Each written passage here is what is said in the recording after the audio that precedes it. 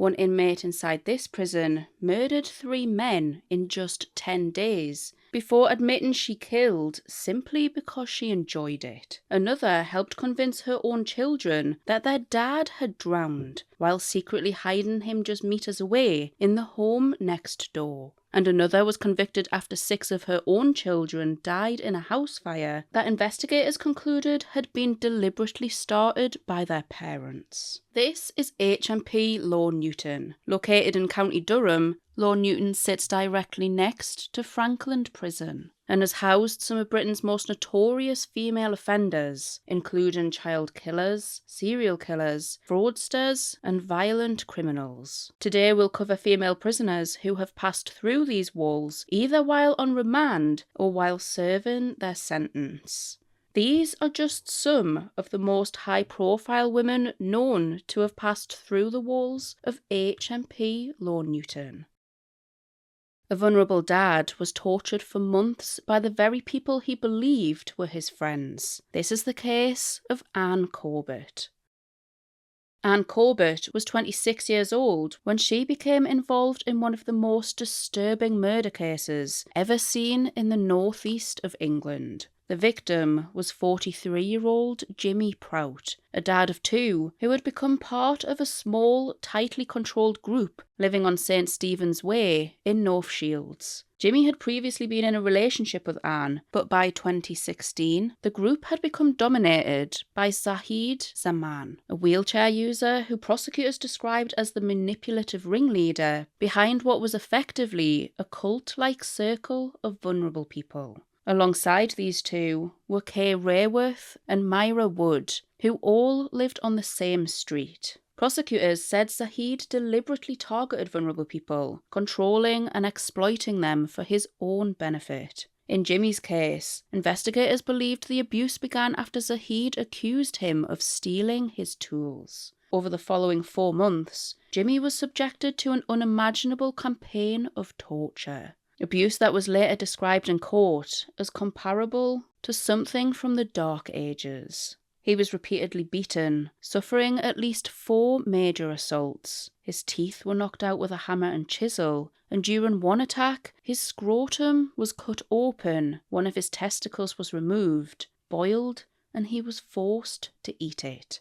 The court also heard that Jimmy had been forced to have sex with a dog. Despite suffering horrific injuries, Jimmy attended North Tyneside General Hospital 3 times in just 2 weeks. Each time, he was treated and discharged, with nobody recognising the sustained abuse he had been enduring. The group even posted photos of Jimmy's injuries on his own Facebook account to humiliate him. CCTV would later become crucial to this investigation. In the days before Jimmy's death, cameras captured Anne pushing him towards the home of Zahid and Kay. A short time later, Anne and Kay were seen bringing him back. Then, on the morning of the 9th of February 2016, CCTV showed Kay retrieving a wheelchair from her garage before she and Zahid walked to Jimmy and Anne's house, returning shortly afterwards without it. Detectives believed Jimmy had died that day. After Jimmy had died of his injuries, the group placed his body inside sleeping bags, loaded it onto a wheelchair, and wheeled him through the nearby streets before dumping him in thick undergrowth just 100 metres away from his home near the Tyne Tunnel. Rather than report him missing though, they spent the following weeks pretending to search for him, asking neighbours if they had seen Jimmy, while secretly returning to his body to recover his wallet so they could use his bank card. Then, on the 25th of March, Zahid contacted police and claimed that Anne had murdered Jimmy, an attempt prosecutors said to throw her to the wolves. But this attempt backfired. Investigators discovered fake confession letters, supposedly written by Anne, which had actually been created by the other members of the group in an effort to shift the blame.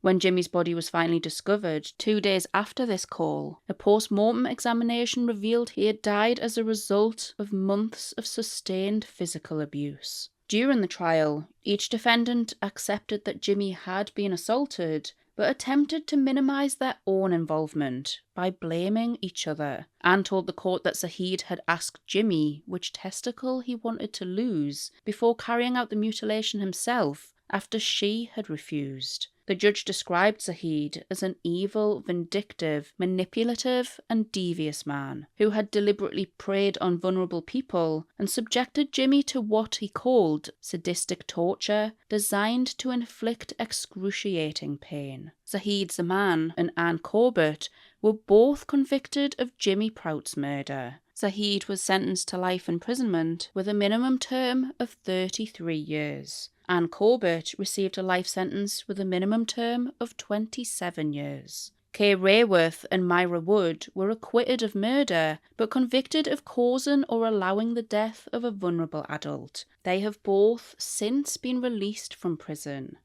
Although Anne Corbett's current prison location isn't publicly known, she was remanded here at HMP Low Newton while awaiting trial.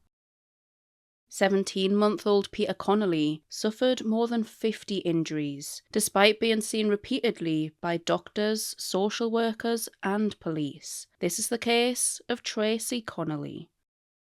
Peter Connelly, better known to the public as Baby P, was born on the 1st of March 2006. Just a few months later, his biological dad left the family home. In November that same year, Tracey began a relationship with Stephen Barker, who soon moved into her home. But almost as soon as Barker moved in, concerns about Peter's welfare began to emerge.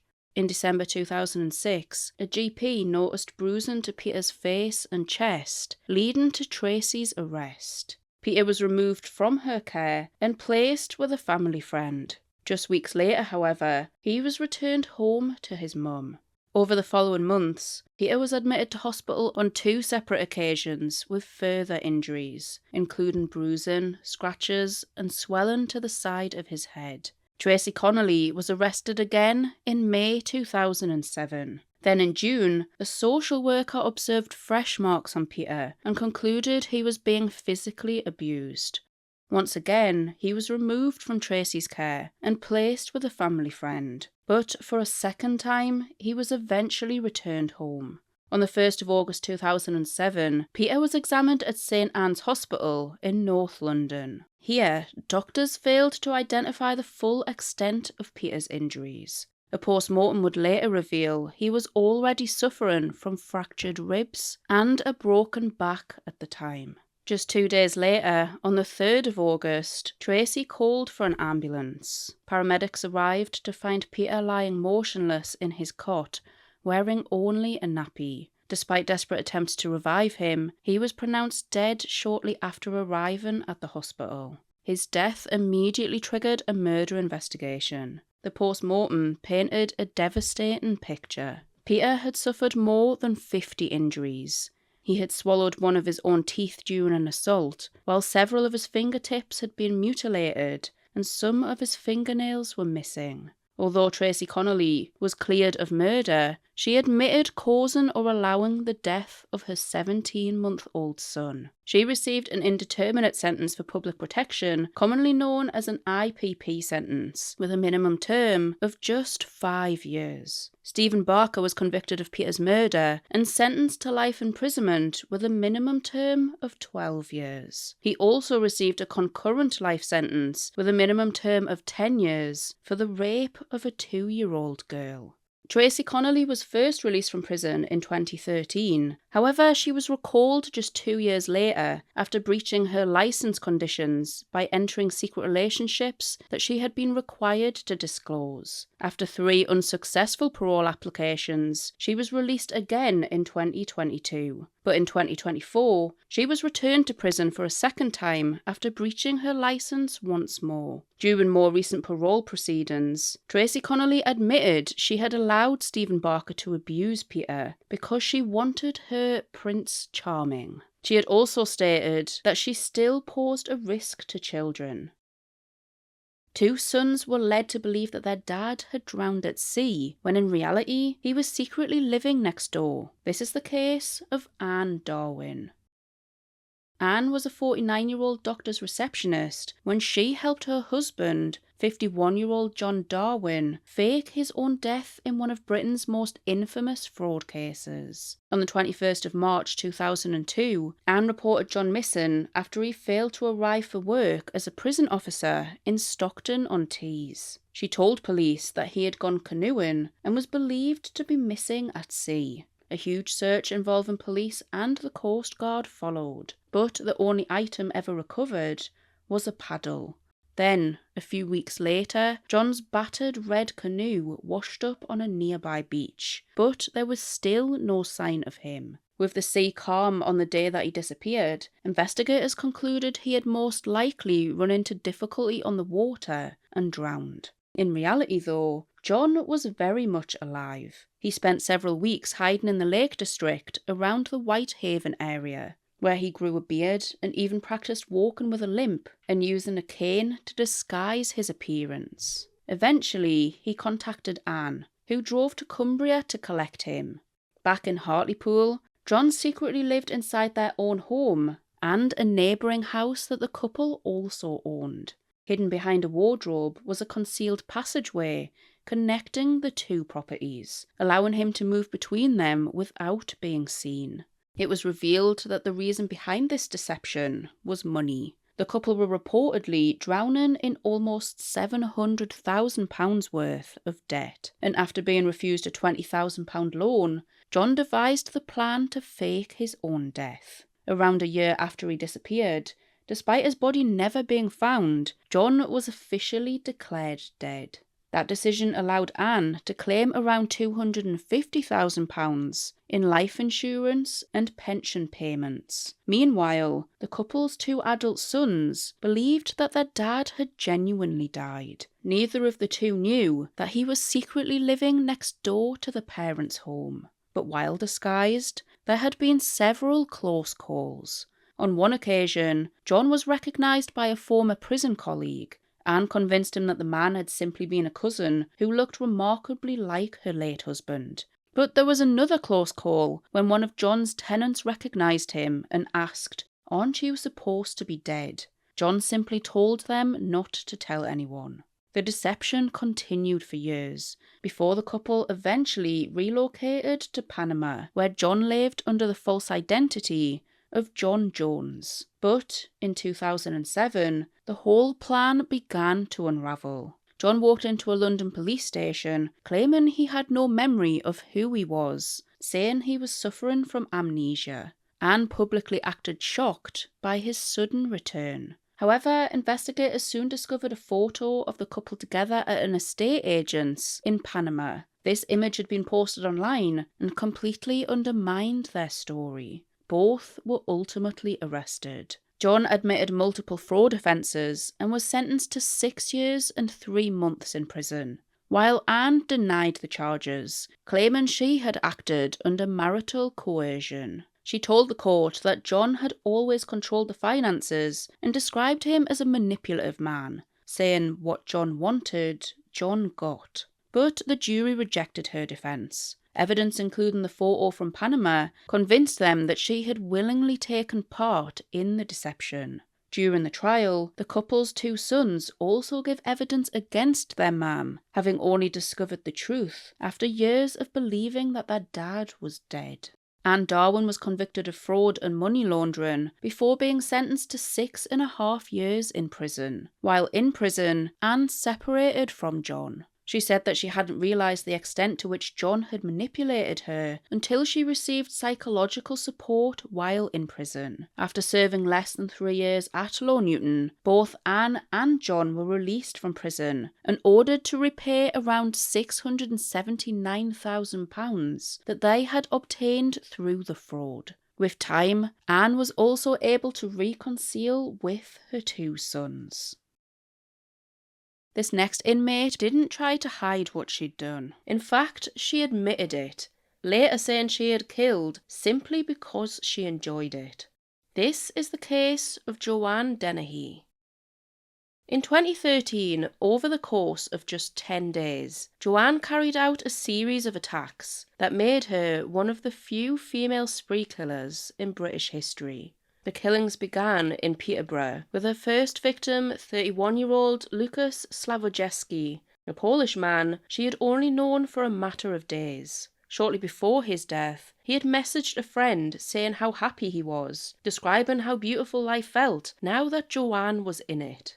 Joanne lured him to her home, where she stabbed him once in the heart. She then placed his body in a wheelie bin and even showed it to a 14-year-old girl, before later dumping it in a ditch in Thorney. Just days later, his second victim, 56-year-old John Chapman, was murdered. He was a former Royal Navy serviceman, and he was killed inside his own home. Joanne later claimed that he had behaved inappropriately towards her, but the judge rejected that account, describing her as a pathological liar, pointing to evidence that she had previously threatened him and said she would get him out of that house by any means. John had referred to her as a madwoman shortly before his death. He was stabbed once in the neck and 5 times in the chest, and with no signs of defensive injuries, investigators believed he had likely been asleep at the time. Her third victim was 48-year-old Kevin Lee, who was her landlord. He was a much-loved father and husband, and had supported her by offering accommodation and even employment. She lured him to a property under the promise of sex, where she stabbed him 5 times in the chest, fatally wounding him. She had also convinced him to dress in one of her black sequin dresses, something that prosecutors later described as an act intended to humiliate him. But the violence didn't stop there. Joanne then began targeting random victims. In Hereford, she attacked 2 men who were out walking their dogs. The first, 63-year-old Robin Bariza, a retired fireman, was stabbed from behind, suffering injuries to his back and arm. After returning to her car, Joanne later said she was dissatisfied that he had survived.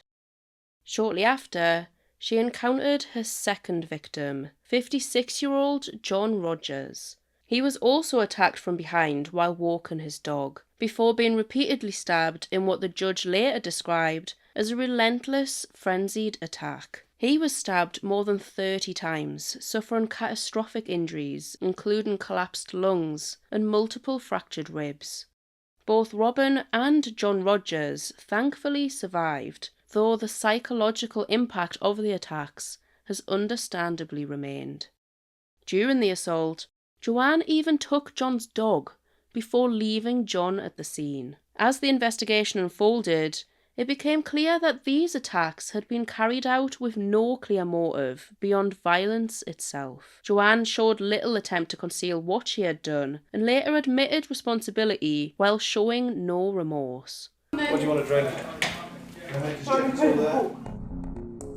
In 2014, she was convicted of 3 murders and 2 attempted murders. She was sentenced to a whole life order, meaning she will never be released from prison. While serving her sentence within Low Newton, Joanne Dennehy entered into a relationship with fellow inmate Emma Aitken. Aitken had been convicted alongside her dad and boyfriend for the murder of a traveller whose battered and burnt body was discovered outside a social club. She was serving a life sentence with a minimum term of 12 years for her role in the killing. The judge described this next case as the most disturbing he had ever encountered, with text messages so depraved that they were among the worst he had ever read. This is the case of Rebecca Holloway. Rebecca Holloway was 26 years old when she and her partner, 28-year-old Oliver Wilson, carried out a campaign of horrific sexual abuse against young children. The pair met on Tinder before beginning a relationship. Rebecca lived in Grimsby, while Oliver lived in Donington, but investigators would later uncover a disturbing relationship built around the abuse and exploitation of children. Rebecca's arrest came entirely by chance in August 2017. Oliver Wilson came to police attention after attempting to buy used children's underwear on eBay. When officers searched his home, they discovered a bin bag filled with soiled children's clothing. They also found a copy of the film Lolita a controversial story about an older man's sexual obsession with a young girl. But it was the contents of Oliver's phone that revealed the full extent of the offending.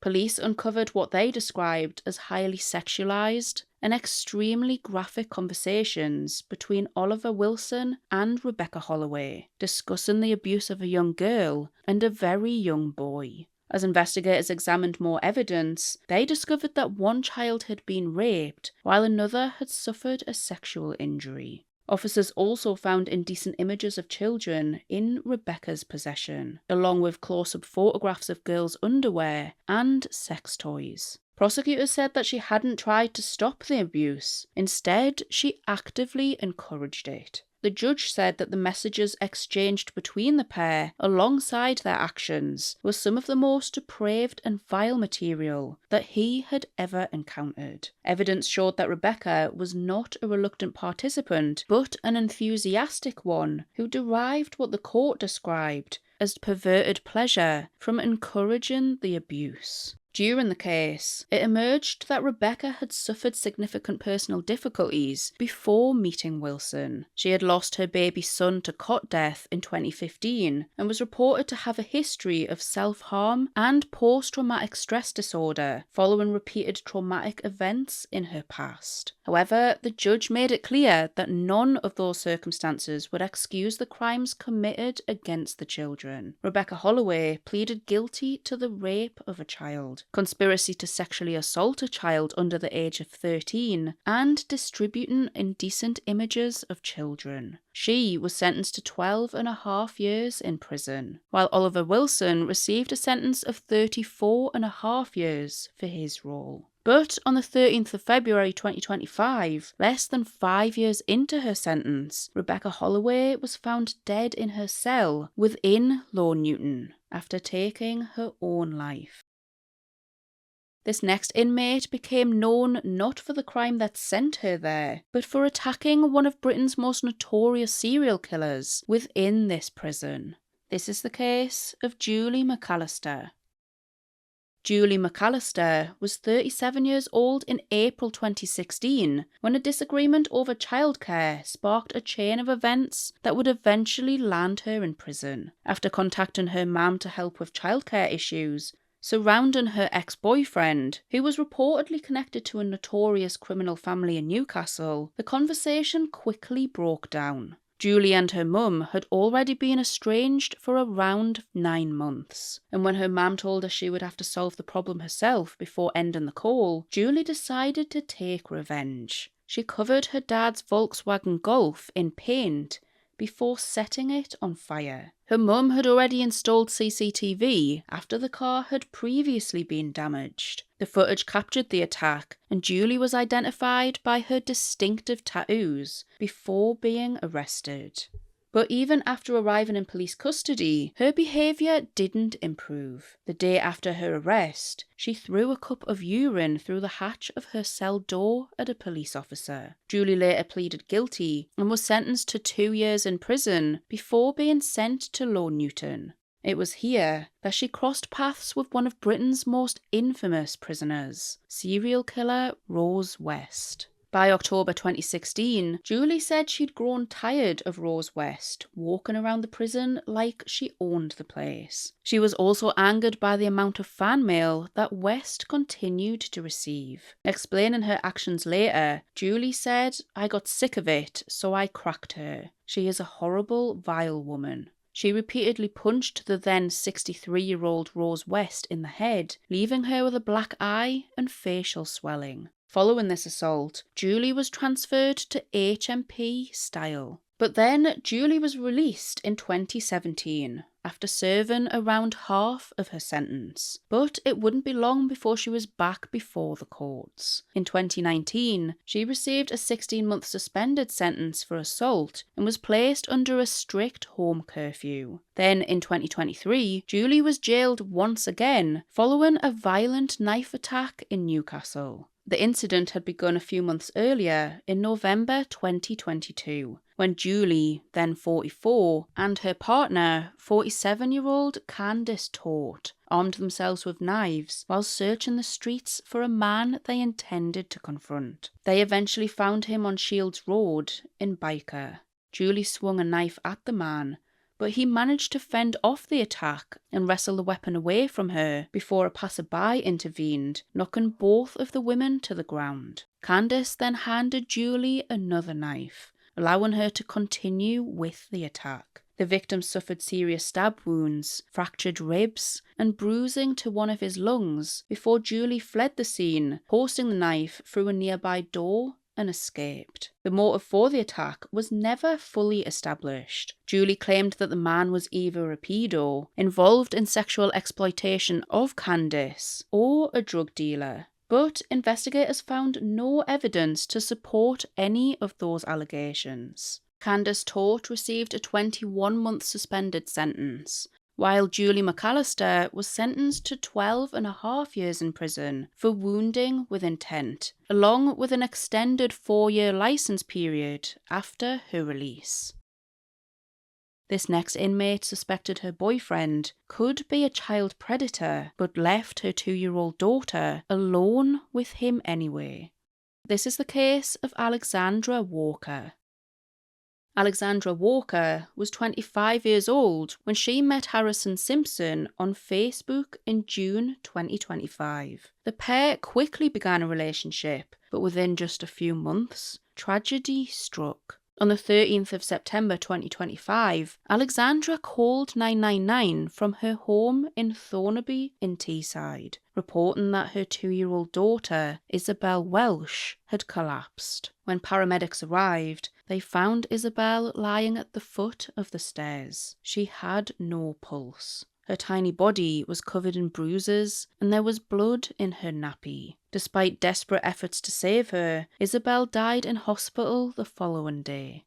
Alexandra and her boyfriend, Harrison Simpson, were both arrested. As detectives pieced together Isabel's final weeks, they uncovered evidence that she'd suffered a sustained campaign of abuse after Harrison had entered her life. Just 11 days before Isabel died, Alexandra had taken her to hospital with a broken leg. Medical staff were immediately concerned by the injury and the explanation that they were given. Alexandra claimed that Isabel had trapped her leg in her cot, but investigators later discovered that she had actually delayed seeking medical treatment for around 2 weeks. The court also heard that Alexandra had become suspicious of Harrison's behaviour towards her daughter. After he had bathed Isabel without her permission, she was concerned enough to search his name on the sex offender register, fearing he could be a child predator. But despite those suspicions, she continued the relationship and allowed Harrison to spend time alone with Isabel.